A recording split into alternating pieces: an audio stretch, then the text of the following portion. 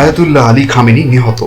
চারদিকে জল্পনা কল্পনা, কি হতে যাচ্ছে ইরানের পরিণতি? যুদ্ধ কি সামনে এগোবে নাকি শুরু হবে কূটনৈতিক আলোচনা? এমন পরিস্থিতিতে এই দৃপ্ত শপথের সামনে আসেন ইরানের প্রবীণ রাজনীতিবিদ ও সর্বোচ্চ জাতীয় নিরাপত্তা কাউন্সিলের প্রধান আলী লারিজানি। সামাজিক যোগাযোগ মাধ্যমে তিনি লিখেন, যুক্তরাষ্ট্র ও জায়নবাদী শাসক গোষ্ঠী ইরানি জাতির হৃদয়ে আগুন জ্বালিয়েছে। আমরা তাদের হৃদয় পুড়িয়ে দেব। জায়নবাদী অপরাধীদের ও নির্লজ্জ আমেরিকানদের তাদের কাজের জন্য অনুশোচনা করতে বাধ্য করব।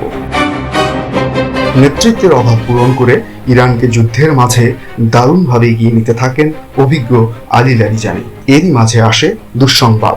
17 মার্চ এক বিবৃতিতে ইসরায়েল জানায় তাদের বিমান হামলায় নিহত হয়েছেন ইরানের রাজনীতির কর্ণধার আলী লারিজানি। তার সাথে আরও নিহত হয়েছেন ইরানের নিরাপত্তা বিষয়ক উপপ্রধান আলী রেজা বায়েত ও বাসিজ ফোর্সের কমান্ডার গোলাম রেজা সোলাইমানি। তাদের মৃত্যুতে সন্তোষ প্রকাশ করেন যুক্তরাষ্ট্রের প্রেসিডেন্ট ডোনাল্ড ট্রাম্প। অন্যদিকে প্রতিশোধের আগুনে ঝলসে ওঠে ইরান। কঠোর এবং অনুশোচনীয় প্রতিশোধ নেওয়ার হুমকি দিয়েছেন সেনাপ্রধান আমির হাতামি। এরই মধ্যে আলী লারিজানি এবং তার সঙ্গীদের হত্যার জবাবে ইরানের মিসাইলগুলো ইসরায়েলের হৃৎপিণ্ডে 100টিরও বেশি সামরিক ও নিরাপত্তা লক্ষ্যবস্তুতে সফলভাবে আঘাত হেনেছে বলে জানিয়েছে Islamic revolutionary guard corps IRGC।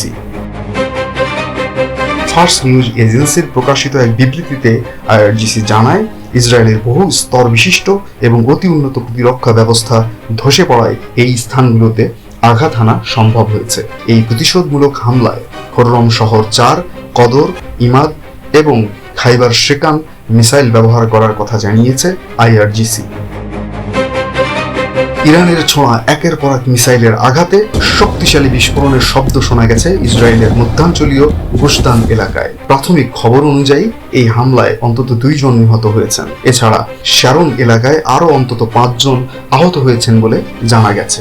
Ali Larijani হত্যার প্রতিশোধ হিসেবে ইরানের হামলা আরও তীব্র ও ভয়াবহ আকার ধারণ করতে পারে বলে মনে করছেন নিরাপত্তা বিশ্লেষকরা। ইসরায়েলকে ধ্বংস করার উদ্দেশ্যে বৃদ্ধি পেতে পারে হাইপারসোনিক মিসাইলের ব্যবহার। RTNN International Desk।